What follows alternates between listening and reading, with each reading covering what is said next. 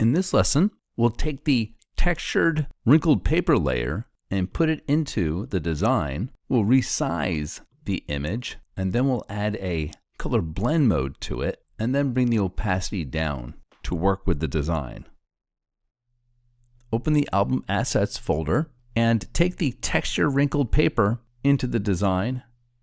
And that image is really big, so we have to zoom out really far and then do a Command T to transform it. Press Option and drag the top middle square down until it snaps into the design. And press Return. Double-click on the hand tool to resize the design inside the preview window.